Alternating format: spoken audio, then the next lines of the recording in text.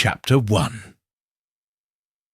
The Beaumont estate had always been the heart of social gatherings in Surrey. A grand old house with gilded chandeliers, hand-woven Persian rugs, and a reputation for hosting only the most distinguished guests. On the night of February 14th, the ballroom had been alive with laughter, clinking glasses and whispered conversations. But now, in the cold light of morning, an eerie silence had settled over the house. The remnants of last night's revelry, half-filled champagne, flutes, a discarded silk glove, and a fallen playing card, lay untouched, as if time itself had stopped.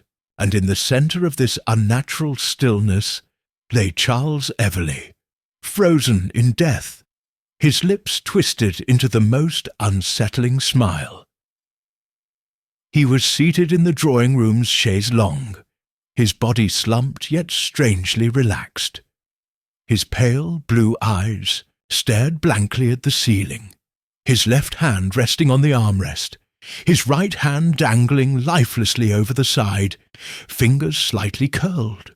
But it was the expression on his face that unsettled those who stood around him.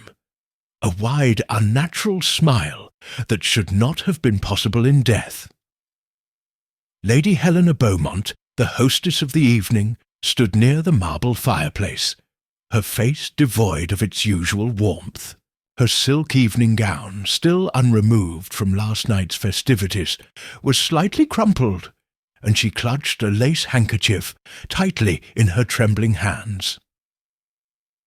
This cannot be real," she whispered. "Charles was perfectly fine last night. He was laughing, drinking. How could this have happened?" Dr. Redfern, the local physician, was crouched beside the body, his weathered face furrowed in concentration. He lifted Everleigh's limp wrist, checking for a pulse he already knew would not be there. "It is most unnatural," he muttered. "A man does not die smiling, not unless—" Inspector Graves, a stout man with greying temples, folded his arms. "Unless what, Doctor?" Dr. Redfern adjusted his spectacles. "Certain poisons, you see, can cause muscular contractions after death. The rhesus sardonicus, more commonly known as the sardonic grin, is one such effect." A murmur spread through the room. Lady Helena's face paled. "Poison?" Graves grunted. "It's too early to say for certain, but it does seem likely." He turned to the butler, a tall, composed man named Pearson. "Who discovered the body?" Pearson gave a slight bow. "It was Miss Daphne Harrington, sir. She was the first to enter the drawing-room this morning." Graves turned sharply. "Miss Harrington? Where is she now?" A soft sob came from the far corner of the room. A young woman, no more than 24, sat on an embroidered love-seat, her face buried in a silk handkerchief. Daphne Harrington was known for her delicate beauty. Soft brown curls, porcelain skin, and large doe-like eyes that now brimmed with tears. I found him like this," she stammered.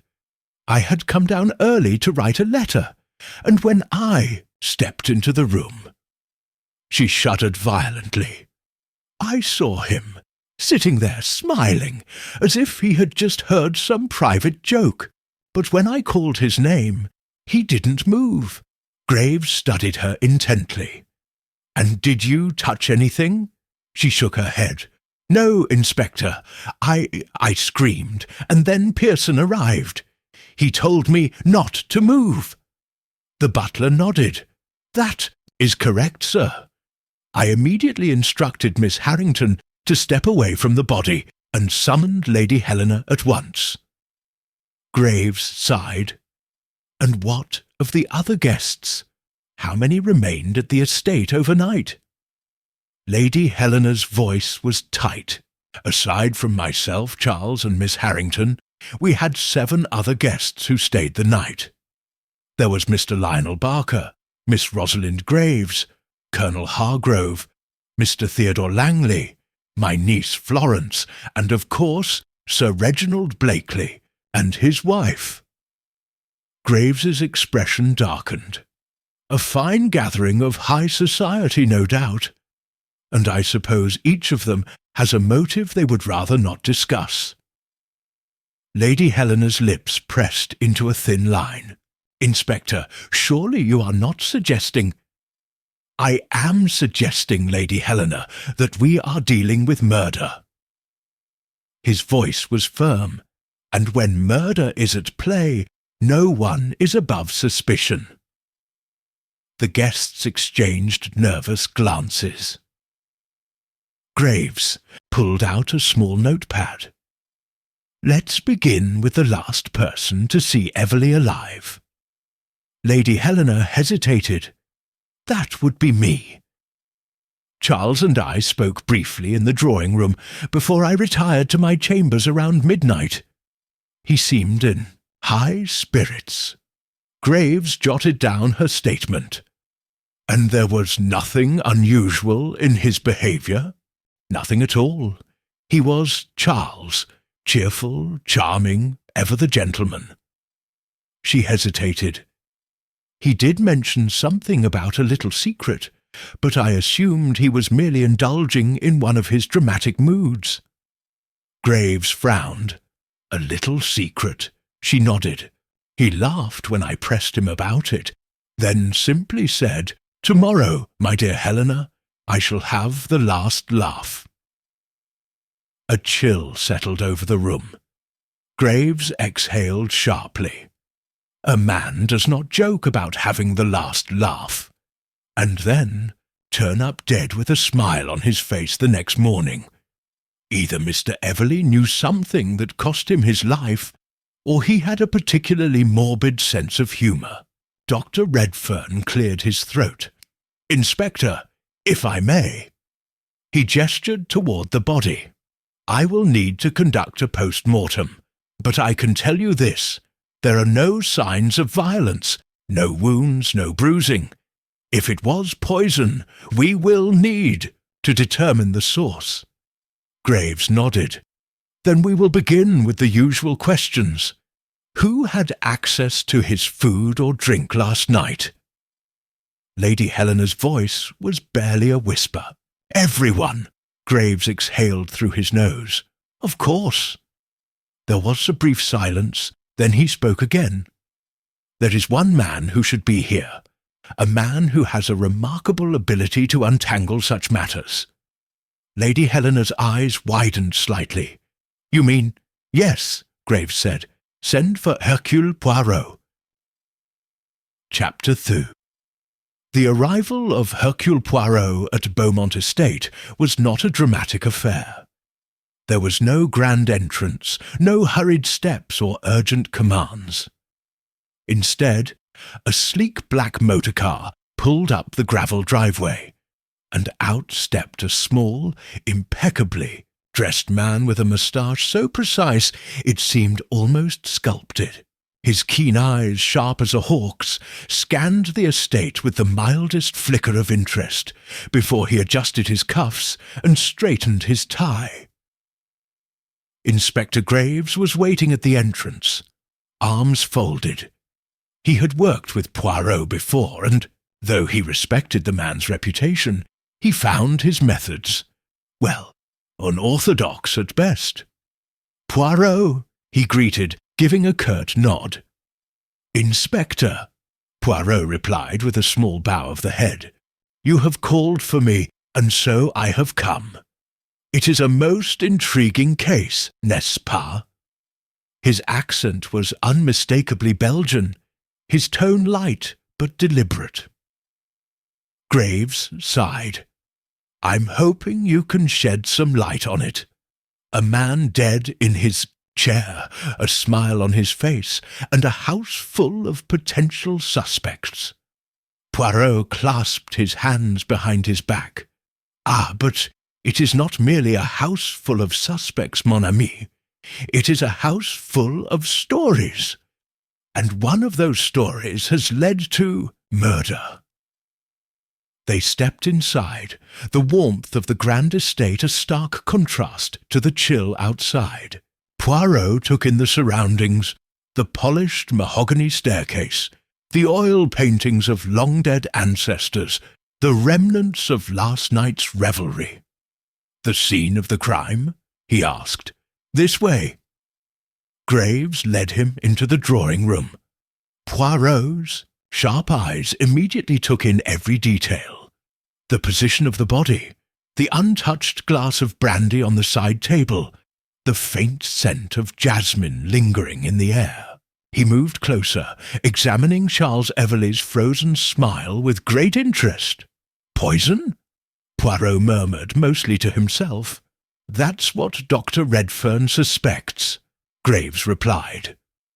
Poirot reached into his pocket and pulled out a small, ornate magnifying glass.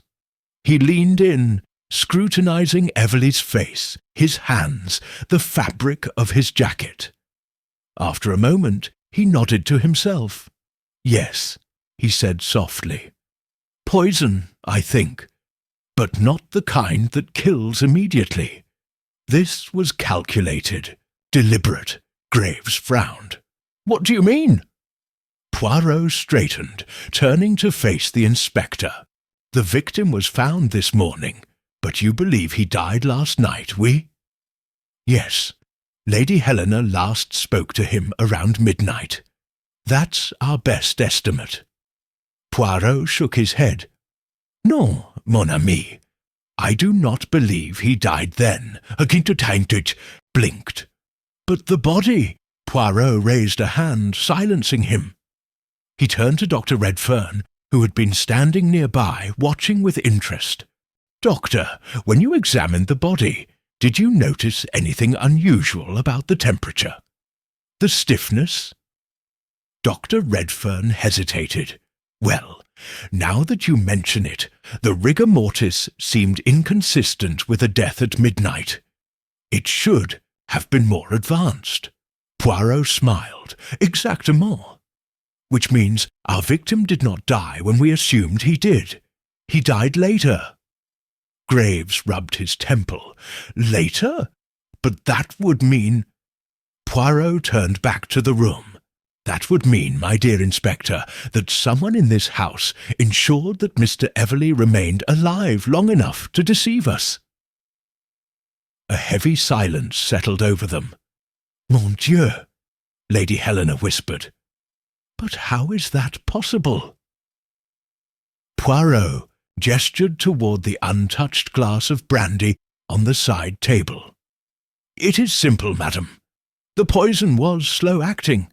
It did not kill instantly. Mr. Everleigh may have felt only mild discomfort at first, perhaps dizziness. By the time the poison truly took effect, he was already alone." Graves exhaled. "So someone poisoned him earlier in the evening?" Poirot nodded. "Oui, and what is more fascinating, someone ensured that his body was positioned just so. That smile on his face, it is no accident.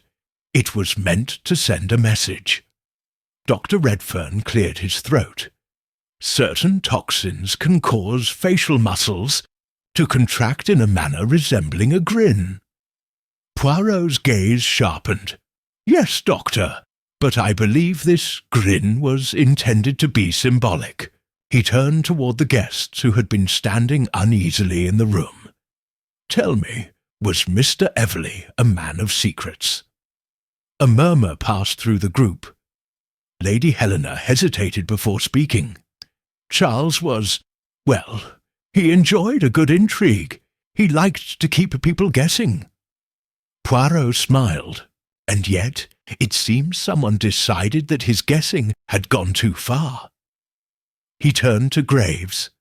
"I wish to speak to everyone who was here last night, one by one." Graves nodded, agreed. We'll start immediately." Poirot turned back to the body, eyes narrowing slightly. "Yes," he murmured. "Mr. Everley had the last laugh indeed. But who will have the final word?" Chapter 3.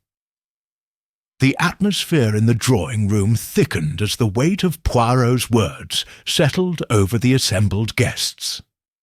The realization that Charles Everley's death had been meticulously planned, that his unnerving smile was no accident, sent a ripple of unease through the group. Poirot, ever the observer, did not miss the shifting glances, the tightened jaws, the nervous hands adjusting cuffs or smoothing skirts. These were the tells of people harbouring secrets, and Hercule Poirot was a master at uncovering them. He turned to Inspector Graves. "It is best we conduct the interviews in the study, where there is quiet and no distractions." Graves nodded. "Agreed. We'll take them one by one." He glanced around at the guests. "No one leaves the estate until we're finished." Poirot smoothed his moustache. "Bon. Now, Inspector, who shall we begin with?" Graves' gaze settled on Lady Helena Everley. "The widow. Lady Everley," he said, his voice firm but not unkind, "if you don't mind."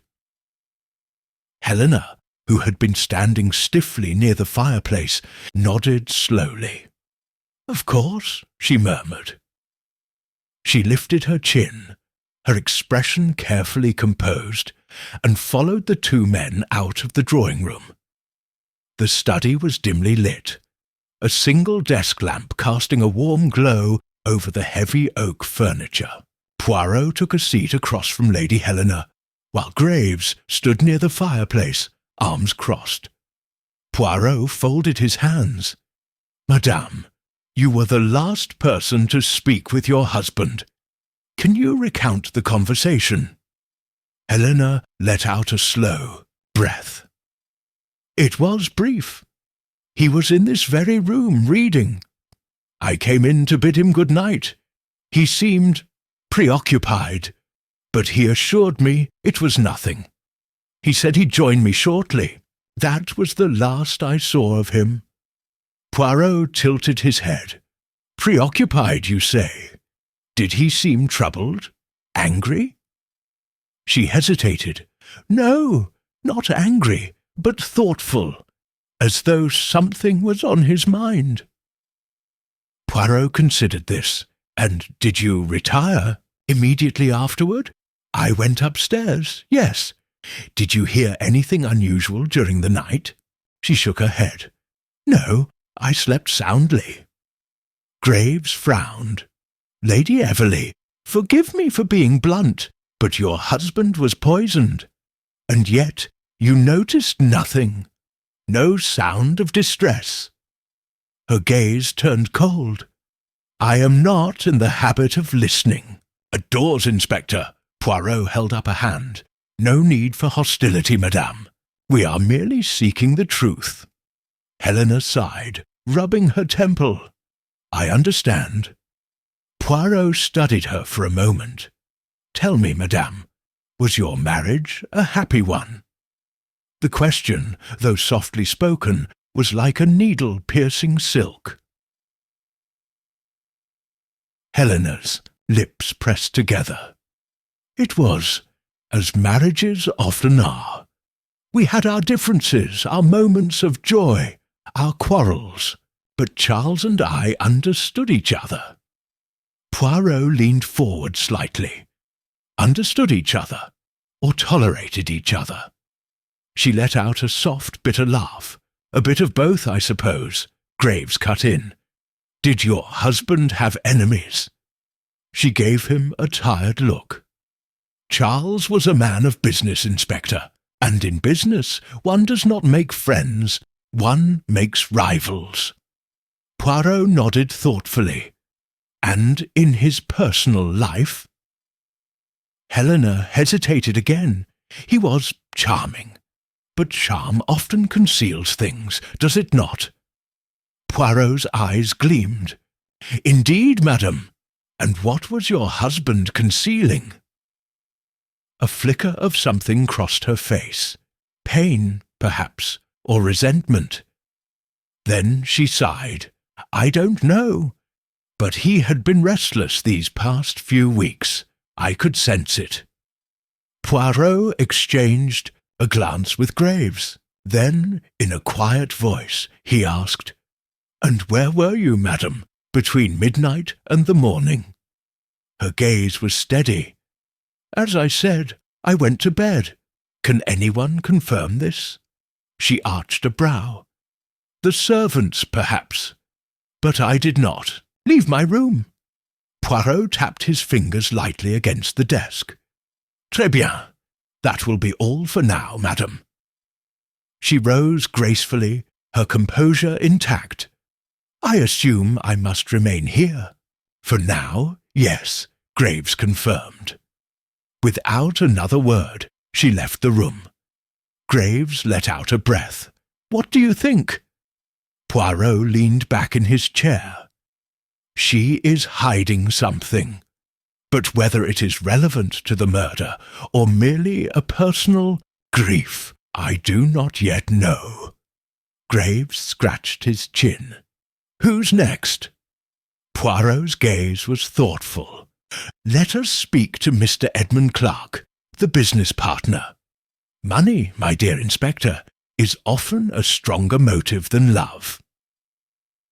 Graves nodded and stepped out to fetch Clark.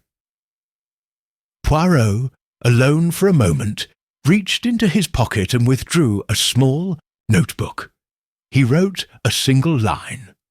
A marriage of understanding or tolerance. Then, closing the notebook with a decisive snap, he waited for the next suspect. Chapter 4. The study door creaked open, and Edmund Clark stepped inside, his polished shoes clicking against the wooden floor.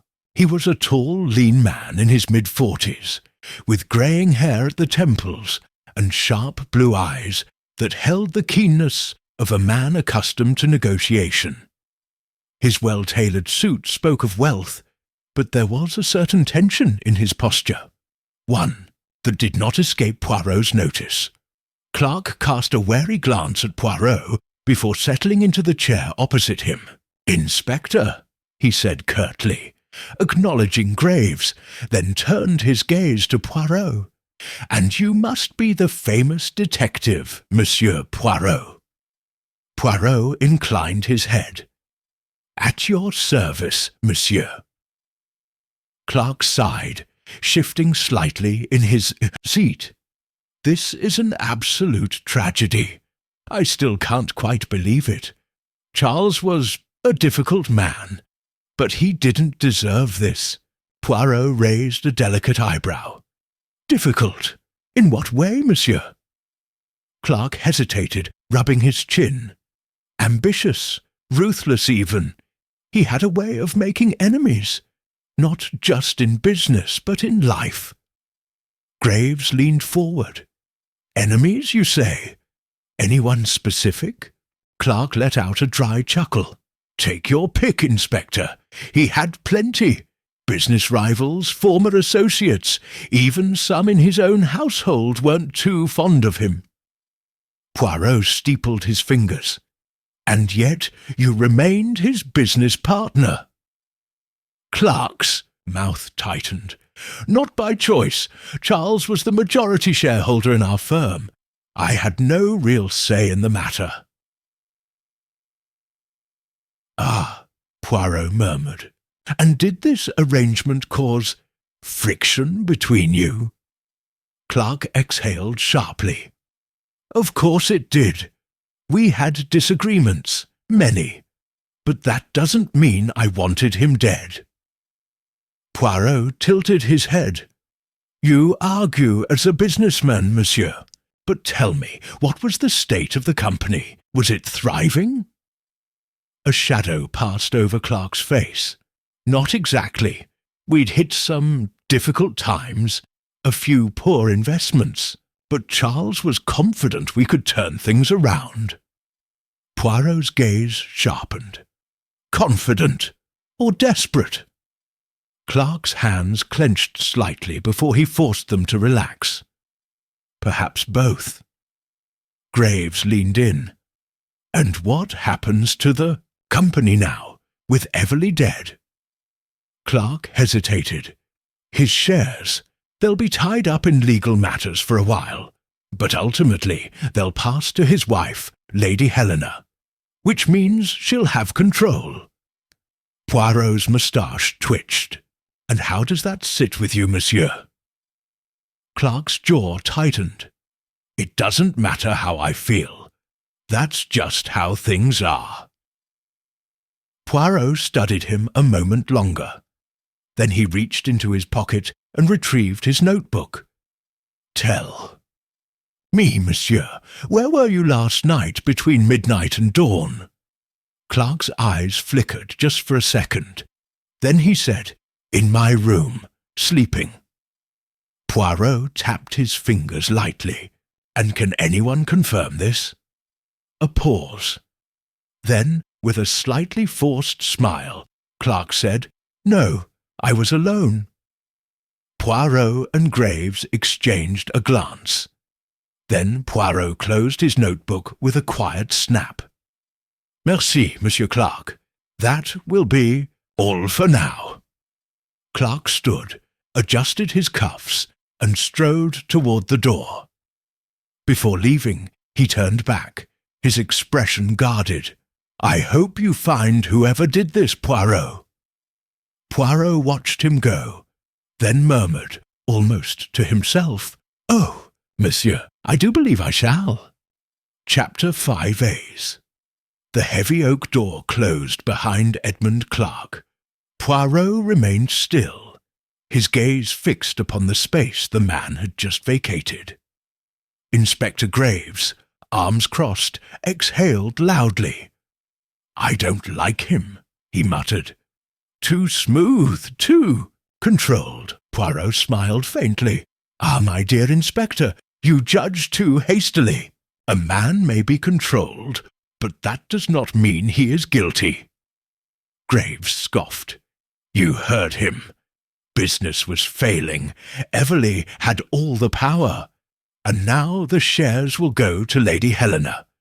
That means Clark is left with nothing.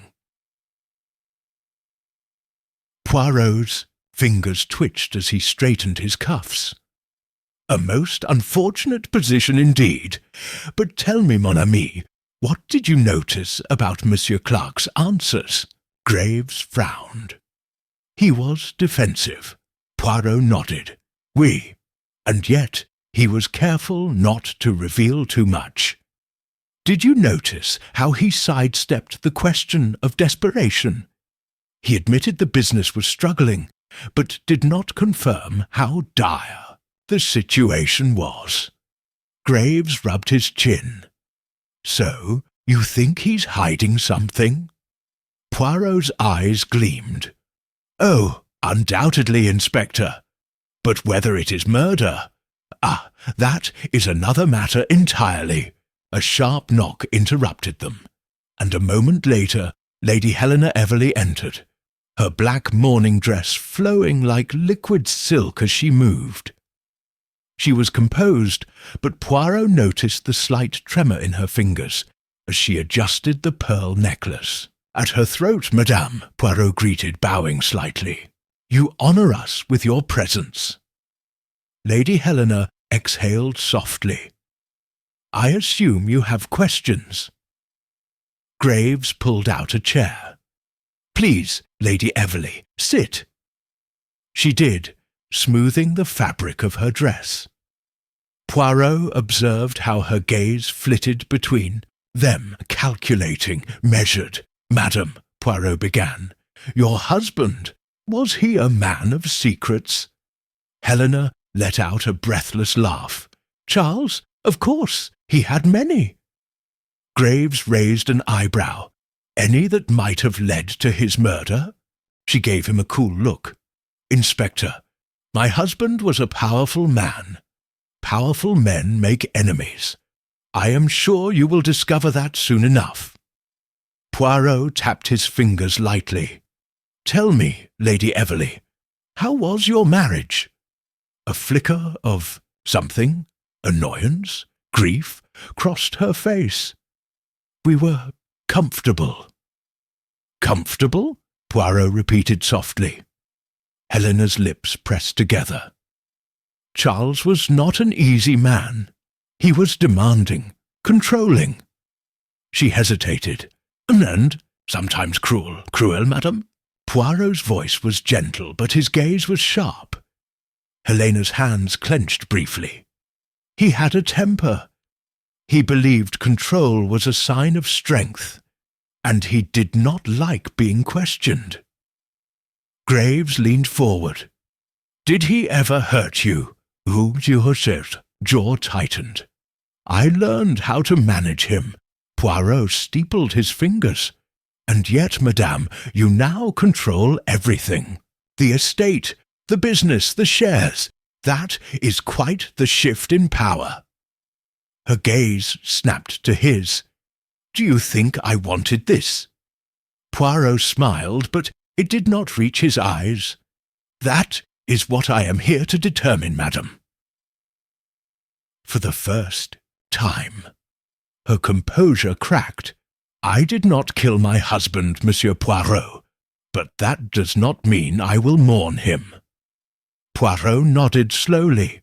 "A most intriguing answer, madam." She stood abruptly.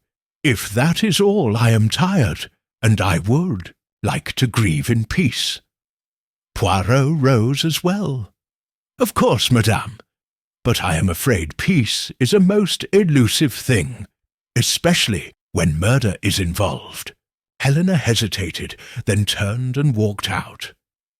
As the door shut, Graves let out a low whistle.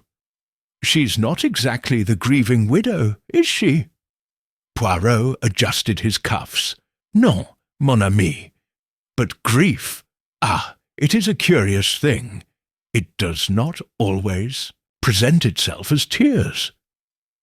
Graves shook his head. "So, what now?"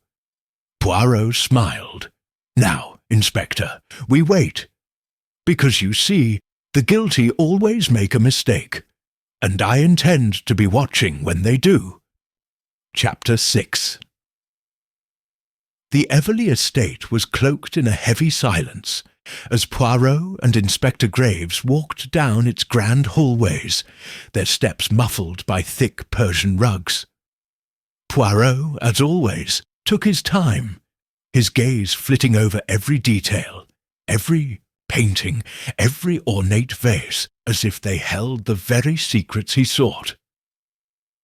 Graves, impatient as ever, huffed. "I don't know how you do it, Poirot. Talking to people, catching little things. I prefer facts, evidence, something solid." Poirot chuckled. "Ah, mon ami, but facts and evidence, they are mere shadows, without the mind to interpret them. And human nature, it is always the greatest clue of all." As they reached the study where Lord Everley had been found, Poirot paused, tilting his head. The room was as they had left it, cold, orderly, almost too perfect. A single armchair, where Charles Everley's body had once sat, faced the empty fireplace. The faint smell of tobacco still clung to the air. Poirot moved carefully, his eyes scanning the room. He stopped at the desk, where Everley's papers lay undisturbed. "Tell me, Inspector," Poirot murmured, "does something not strike you as odd?" Graves frowned.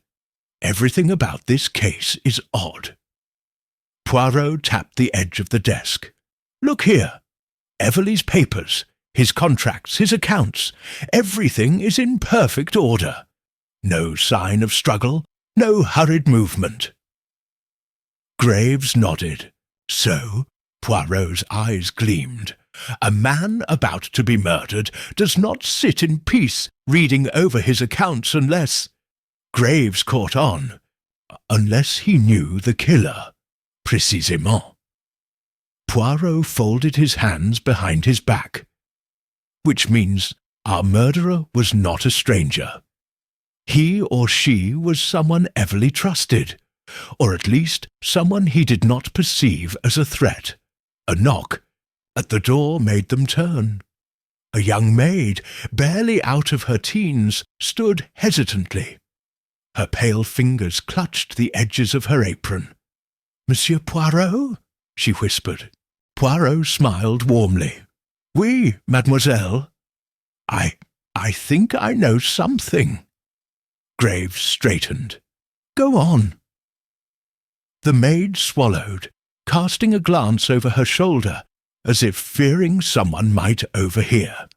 I wasn't supposed to be near the study that night, but I forgot Lady Everly's tea-tray in the hall." She hesitated. "I heard voices. Lord Everly was speaking with someone, a man." Poirot's expression remained neutral. "A man? And did you recognize the voice?" She shook her head quickly. "No, sir, but I remember something strange. Lord Everly, he sounded angry, but not afraid. More frustrated."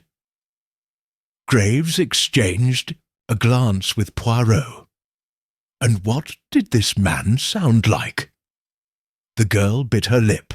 "He spoke softly, sir, but there was something about the way he spoke, like he was trying to convince Lord Everly of something." Poirot nodded. "Merci, mademoiselle. You have been most helpful." The girl bobbed a quick curtsy and hurried away. Graves exhaled. That could mean anything. A business argument, a disagreement. Poirot's fingers tapped his lips. "Oui, but think, mon ami. Everly was not afraid. That means the meeting was planned. And yet he was murdered." Graves crossed his arms. "So, what's your theory?" Poirot turned back to the empty chair, his expression unreadable. "A murderer does not simply decide in the moment, Inspector. The decision is made before, long before. It is in the heart, waiting for the right moment." His fingers trailed along the desk. "And our murderer, I suspect, had been waiting for this moment for a very long time." Chapter 7. The sky above the Everly estate had darkened by the time Hercule Poirot and Inspector Graves reconvened in the drawing-room. A storm was brewing, not just in the sky, but within the tangled web of lies surrounding Lord Everly's murder. Poirot sat in a high-backed chair, steepling his fingers as he considered the latest revelation. "The maid's testimony is intriguing, no?" he mused. "A mysterious visitor. A conversation laced with frustration rather than fear. It tells us something most important, Monsieur Graves." Graves paced the room. "It tells us that Lord Everly wasn't expecting to die." "Exactement." Poirot leaned forward. "And yet he did. That means something shifted in that conversation. Something that turned mere words into murder." Graves scratched his chin. "So, we have a visitor. A man. Someone persuasive. Someone known to Everly. But we still don't know what they argued about." Poirot's eyes twinkled. "Ah, but we shall soon, I assure you." At that moment the door opened, and Lady Everly entered, her expression composed yet weary. She took a slow breath before speaking. "You wished to see me, Monsieur Poirot?" Poirot rose with a slight bow. "Oui, madame. Please be seated." She sank into the chair opposite him, folding her hands neatly in her lap. "I must trouble you with a delicate question," Poirot continued. "And on the night of your husband's murder, You were in your chambers, were you not?" She nodded. "I was. I retired early that evening." Poirot tapped his chin. And yet the maid overheard voices in the study. A man speaking with your husband? He leaned forward slightly. "Did you hear anything?" Lady Everleigh's eyes flickered, just for a second. "No," she said too quickly. "Nothing at all." Graves cleared his throat. "My lady, forgive me, but we must be thorough. The maid left your tea tray outside your door. Surely you must have heard something?" A faint tremor crossed Lady Dwar, Everleigh's fingers, but she kept her composure. "I was reading," she said, her voice level. "I must have been too engrossed to notice." Poirot tilted his head. "May I ask what you were reading?" She hesitated. "A novel." "Which novel?" she swallowed. I don't recall." There it was, the slight shift, the hesitation. Poirot smiled kindly. "Forgive me, madam, but I am most curious. You have suffered a great loss, and yet you do not remember the book that occupied your mind that night?" Lady Everleigh stiffened. "What exactly are you implying, Monsieur Poirot?"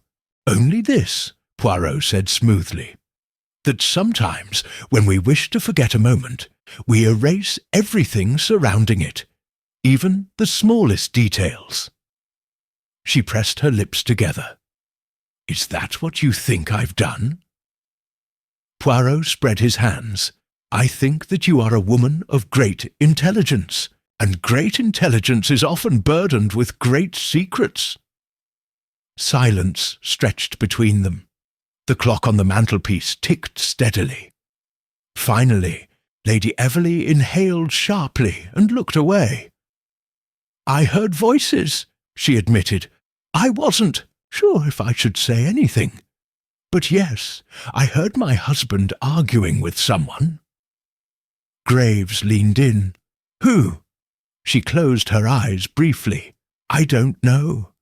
The voice was low, urgent. "My husband sounded troubled." Poirot nodded. "And yet you did not go to see who it was?" She shook her head. "No." Poirot studied her carefully. "Was it because you already knew?" Lady Everleigh flinched, so subtly that only Poirot's sharp gaze caught it. She composed herself quickly, but the damage was done. Poirot leaned back, his expression unreadable. "Merci, madame. That will be all." Lady Everleigh rose swiftly, as though eager to leave. She hesitated for a fraction of a second before turning toward the door. Poirot watched her go. As soon as she was out of earshot, Graves muttered, "She's hiding something." Poirot nodded. "Oh, très certainement." Graves frowned. "She knew the visitor, didn't she?" Poirot's lips curled into a small, knowing smile. "Ah, mon ami, the question is not just whether she knew him." His eyes glowed with quiet satisfaction. "The question is, how deeply was she involved?" A fresh layer of intrigue now surrounded Lady Everleigh. Was she merely withholding information, or was she complicit in her husband's murder? The storm outside finally broke, rain lashing against the windows, but inside Poirot's mind, the pieces were beginning to fall into place. Chapter 8. The storm outside intensified, rain hammering against the windows of the Everleigh estate. Inside, Hercule Poirot remained still, lost in thought. Inspector Graves, however, paced the drawing-room, agitated. "She's lying," Graves muttered. "Lady Everleigh knows more than she's letting on." Poirot tapped a finger against his temple. "Oui, mon ami, but we must not rush to conclusions. A person may lie for many reasons, not all of them murderous." Graves scowled. She admitted hearing the argument. She hesitated when you asked if she knew the visitor. That hesitation alone is enough to warrant suspicion. Poirot gave a small, knowing smile. Suspicion? Yes. Proof? Non. At that moment, the door creaked open, and a footman hesitantly stepped in. Sir, there's someone at the door asking for you. Graves frowned. At this hour? Poirot stood. Perhaps our mystery visitor has decided to reveal himself. They followed the footman to the entrance, where a tall man in a soaked trench coat stood, his hat tilted low over his face. He stepped inside, shaking off the rain, his sharp blue eyes surveying Poirot and Graves. You must be Monsieur Poirot. His voice was calm, measured. Poirot inclined his head. And you, monsieur, are? The man removed his hat. Julian Whittaker. Graves stiffened. Whittaker, you were Lord Everley's solicitor, weren't you? Whittaker nodded, brushing droplets of water from his coat.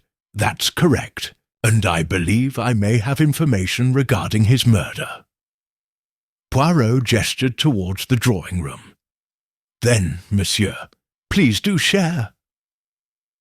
Once seated, Whittaker exhaled heavily. I hesitated to come forward earlier because, well, my involvement in this matter is delicate. Graves crossed his arms. Delicate how? Whittaker's jaw tightened. Lord Everley summoned me on the night of his death. He said he wished to change his will. A heavy silence fell over the room. Poirot's sharp gaze never left Whittaker. And what, monsieur, did he wish to change? Whittaker hesitated, then sighed. He wanted to disinherit someone. Graves's eyes widened. Who? Whittaker looked. Between them, his expression grave. His wife. Poirot steepled his fingers. Ah, that is most interesting. Whittaker nodded. He was adamant.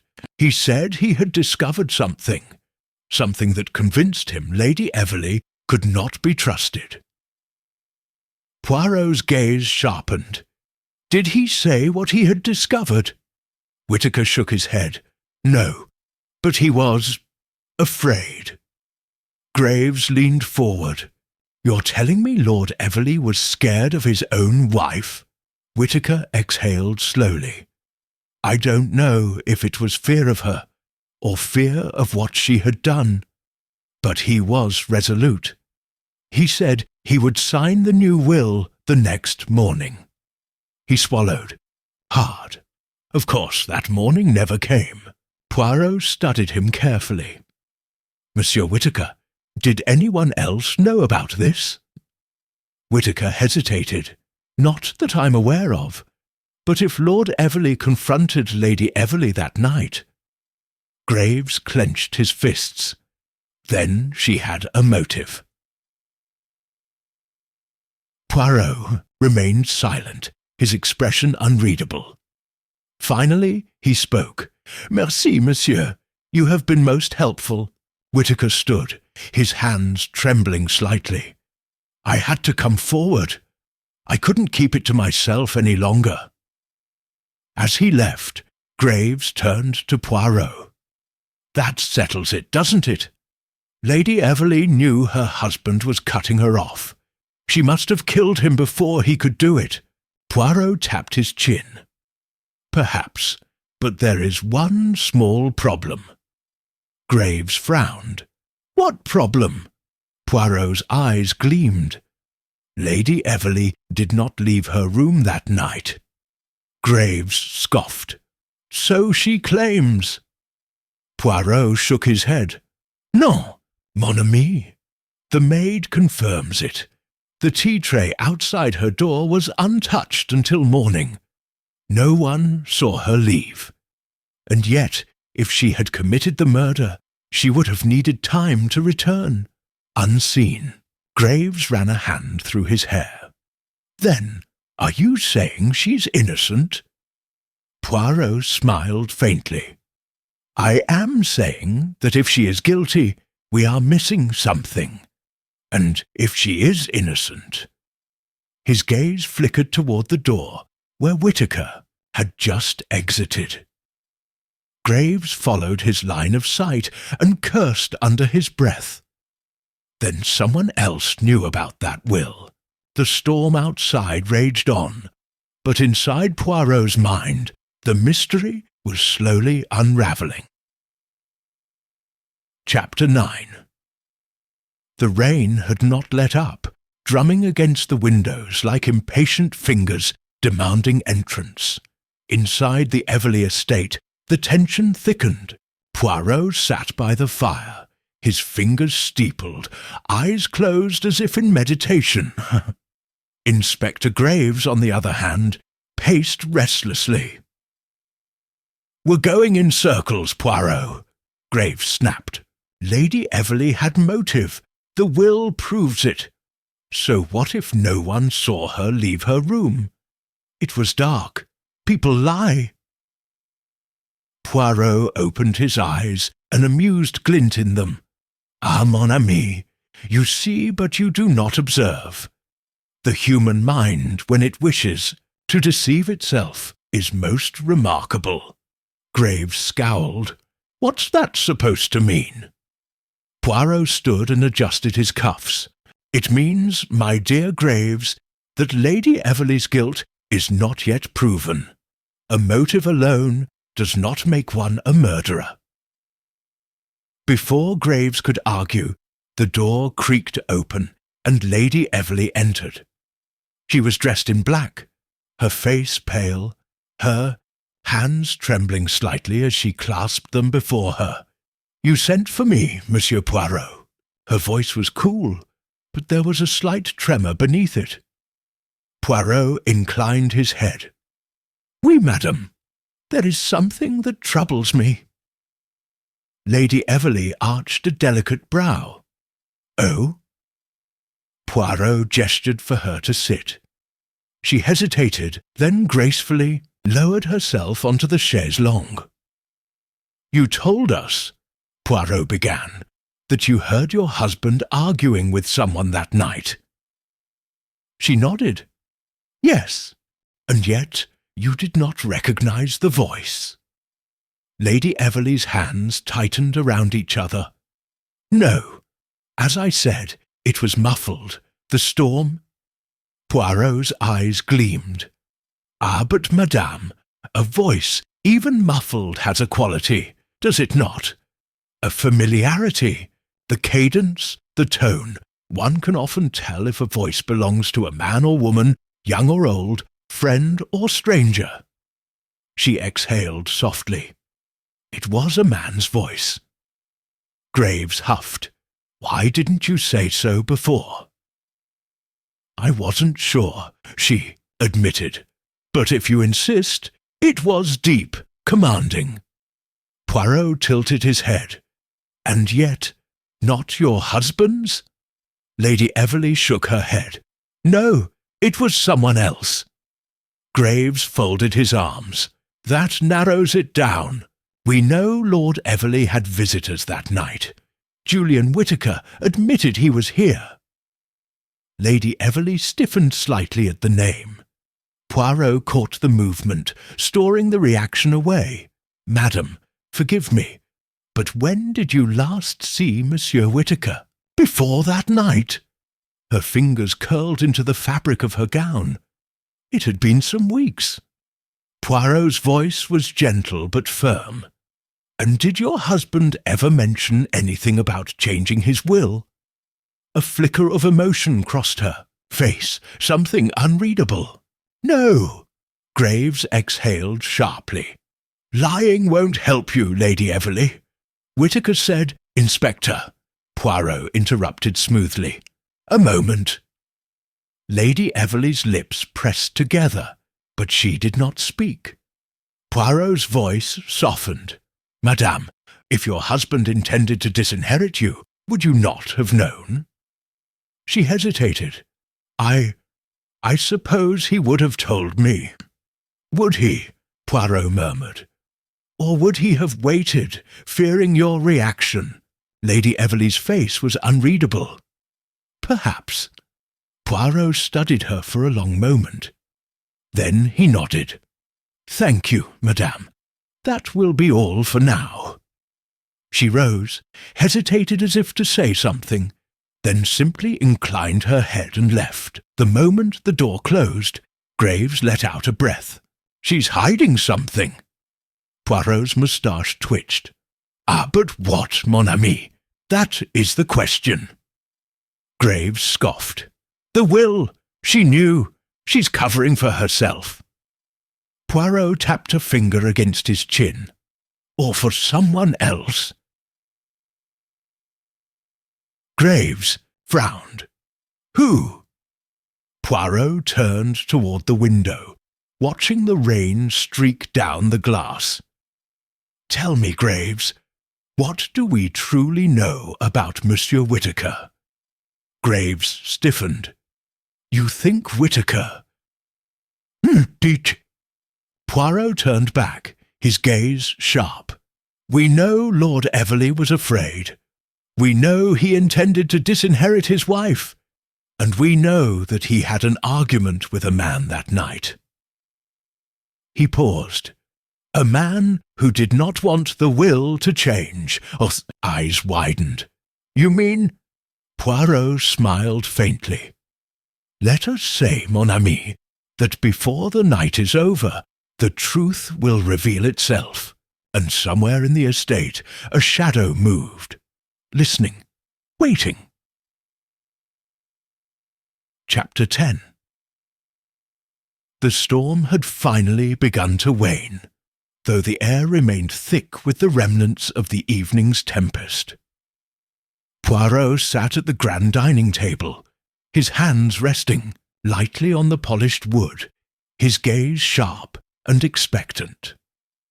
The flickering light of the chandelier above cast long shadows across the faces of the assembled guests. Lady Everleigh sat with poise, her fingers drumming against her lap. Julian Whittaker, normally so confident, now seemed unusually tense. The others, Mr. Forsyth, Miss Harriet Vale, the Everleigh family lawyer, Mr. Redford, watched Poirot with wary eyes. Inspector Graves loomed beside him, arms crossed, his expression set in a permanent scowl. Poirot cleared his throat. Mes amis, I have gathered you here because the time has come to unveil the truth. Graves let out a huff. Finally. Poirot's moustache twitched, but he ignored the interruption. A crime is like a tapestry, woven together by deception, hidden motives, and the smallest of details. If one only follows the obvious threads, one may be led astray. But the true picture only emerges when one steps back and sees the whole. Julian Whittaker scoffed. You speak in riddles, Poirot. No, monsieur, I speak in truth. Poirot leaned forward. Lord Everleigh was murdered, and at first it seemed so very simple. A wife with a motive, the threat of disinheritance, a secretive will. And yet the matter was not so straightforward, was it? Lady Everleigh inhaled sharply but said nothing. Poirot continued, his voice measured. I asked myself, why would Lord Everleigh decide to change his will so suddenly?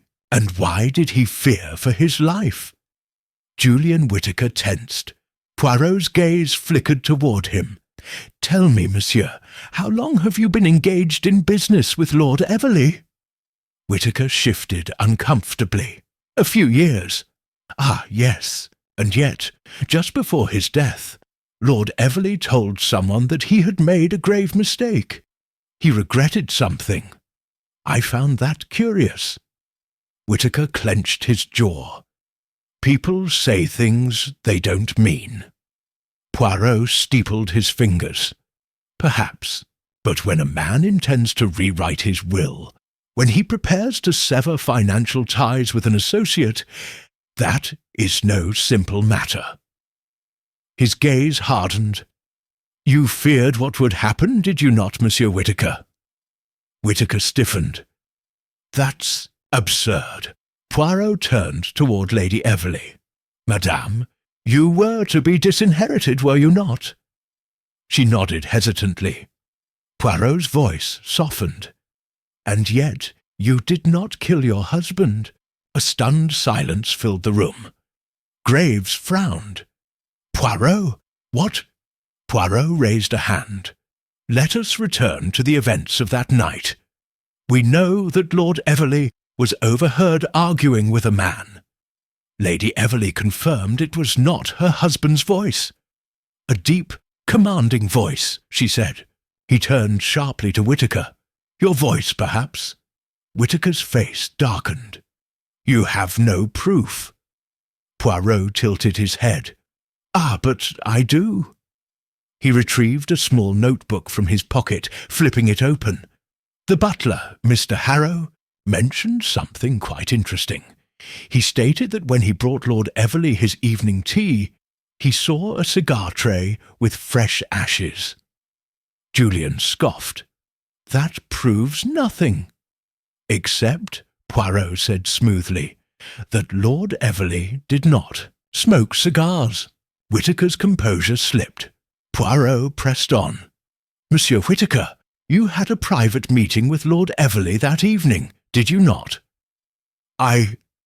Whittaker stopped himself, clenching his fists. Poirot's eyes gleamed. "You begged him not to change his will. You were financially entangled with him, and if he withdrew his investments, you would be ruined."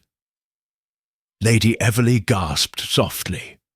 Poirot nodded. "You argued, and then, in desperation, you struck him. Perhaps you meant only to frighten him. But things went too far, did they not?" Julian Whittaker shot to his feet. "This is nonsense." Poirot remained calm. "No, monsieur, this is the truth." Graves stepped forward. "We'll see about that.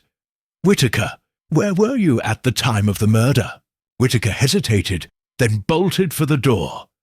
Graves cursed and lunged after him. "Stop!" But Poirot did not move. He merely sighed, shaking his head. "Ah, how predictable." There was a struggle in the hallway, followed by a cry of pain and the clatter of footsteps.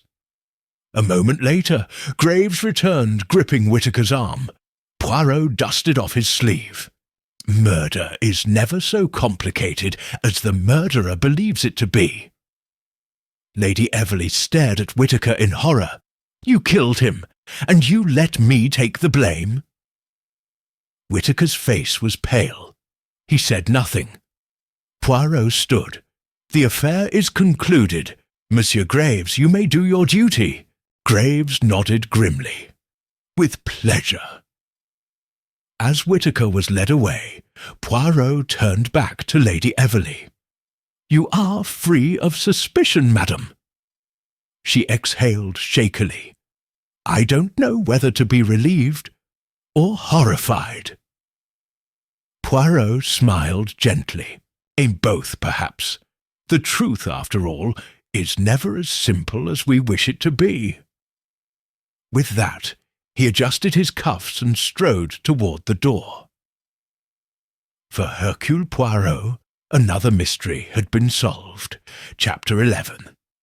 The aftermath of the revelation settled over Everley Manor like an eerie calm after a violent storm.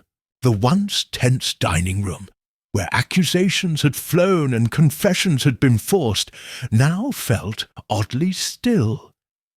The gathered guests had dispersed, retreating to their chambers or finding solace in the drawing-room's heavy silence. Only Poirot and Inspector Graves remained. Poirot stood near the grand window, peering out at the sprawling gardens, now bathed in the pale glow of the early morning sun. His hands were clasped behind his back, his posture as impeccable as ever. Graves, on the other hand, paced the floor, grumbling under his breath. "Still don't like it," the inspector muttered. "We've got Whitaker. He confessed, under duress, sure, but it's clear as day. And yet—" He stopped, rubbing his chin. "You're not satisfied, are you?" Poirot sighed, turning to face him. "No, mon ami, I am not." Graves frowned. "But why? The case is closed." "Ah, but that is where you are mistaken." Poirot tapped a delicate finger against his temple. "Tell me, do you not find it, how shall I say, too convenient?" Graves exhaled sharply. "You think Whitaker is innocent?"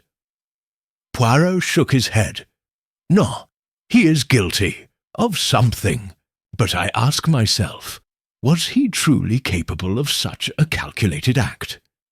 You see, monsieur, the murder was not one of passion, but of premeditation." He turned toward the empty chair where Julian Whitaker had sat mere hours ago. "And that does not fit his character." Graves scoffed. "He had the means. He had the motive. What more do you want?" Poirot gave him a knowing smile. "Ah, but motive is a slippery thing. Consider, mon cher Graves, Whitaker stood to lose everything if Lord Everley severed ties with him. And yet, why would he act on that particular night? The will was not yet rewritten. He still had time to persuade Lord Everley to change his mind. A desperate man does not strike unless he has no other options." Graves grunted. "Maybe he panicked." Poirot's moustache twitched. "Perhaps. But tell me this. If Julian Whitaker committed murder, why did he not destroy the will? He knew of its existence. He knew it could incriminate him. Yet he left it untouched." Poirot's gaze sharpened. "Non, Inspector. Whitaker is a liar, a thief, a desperate man. But he is not the true murderer." A heavy silence filled the room. Graves sighed. "Then who?" Poirot turned away from the window, his fingers smoothing out the cuffs of his tailored jacket. "That, mon ami, is the question we must still answer." The inspector exhaled in frustration. "Blast it, Poirot! You mean to tell me this isn't over?" Poirot's lips curled into a small, enigmatic smile. "Not yet." Chapter 12. Thick mist had settled over Everley Manor by the time Poirot made his way to the drawing-room. The house was still, save for the faint ticking of an ornate grandfather clock in the corner. Lady Everley sat by the fireplace, absently stirring her tea, her once stern face drawn with exhaustion. Across from her, Eleanor Whitaker sat stiffly, her fingers clenched around the armrest of her chair. Poirot's sharp eyes flicked between the two women. He had summoned them both for a reason. One final test. Inspector Graves stood near the doorway, arms folded. "All right, Poirot. I assume you've got something to say." Poirot clasped his hands together. "Indeed, Inspector. The true murderer is still among us." Eleanor gasped. "But you said—" I said that Julian Whitaker was guilty of something," Poirot interrupted smoothly. "But not of murder. No, my dear mademoiselle, the true culprit is far more cunning." He turned to Lady Everley. "Is that not?" "So, madame," Lady Everley's teacup rattled against the saucer. She forced a weak smile. "Monsieur Poirot, I hardly see—" Poirot raised a finger. You see everything, Lady Everley. You have been watching, always waiting, and when the moment was right, you acted. A tense silence followed. Graves narrowed his eyes. You mean to tell me she killed her own husband? Poirot sighed. Non, mon cher, that would be too simple. The good lady here is guilty, but not of murder. Lady Everley paled. How dare you? Madame, you forged the new will, Poirot announced. A stunned hush fell over the room. Eleanor shot to her feet. What? Poirot nodded. Oui, consider this, mes amis. The will that condemned Julian Whittaker appeared only after the murder. And yet it was signed and dated as though Lord Everley had completed it days prior. But there was one small inconsistency. The Highshooter ink.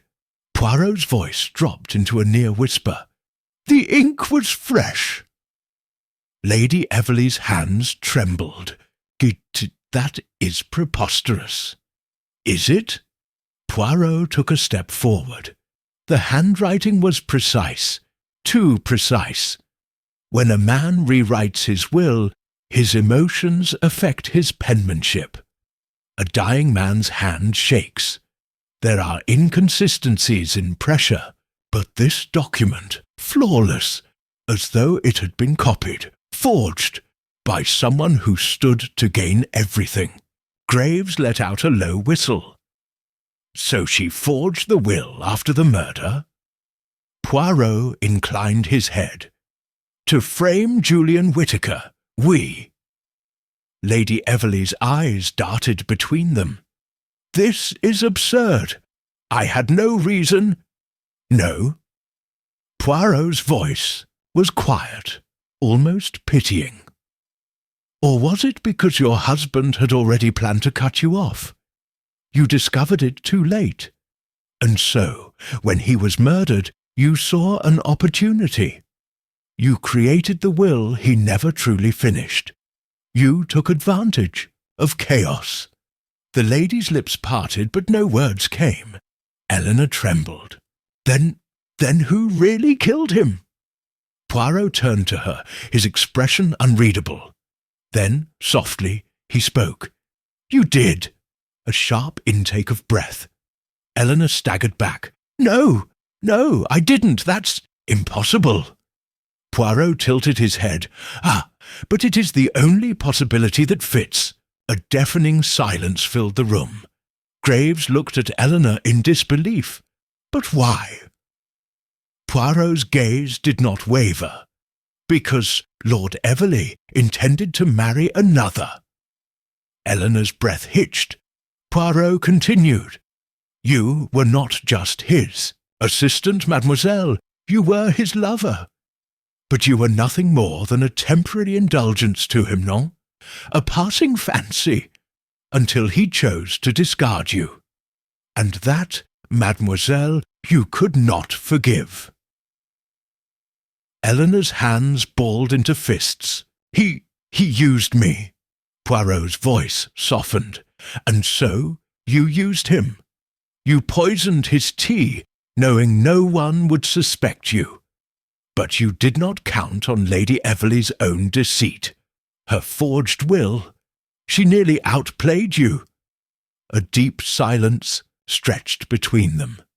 Then Eleanor slumped forward, her breath coming in short gasps. I never meant to. Inspector Graves moved forward, cuffs in hand. Miss Whittaker, you are under arrest for the murder of Lord Everley. As the inspector led Eleanor away, Lady Everley sat frozen, her teacup still trembling in her grasp. Poirot exhaled and smoothed his moustache. One so, mon ami, justice is served. Graves sighed. What a tangled mess. Poirot smiled faintly. But is that not always the way with human nature? As the mist thickened outside, Hercule Poirot picked up his hat and cane. Another case closed. Another mystery solved. And with a quiet, satisfied nod, he stepped out into the morning light. The end.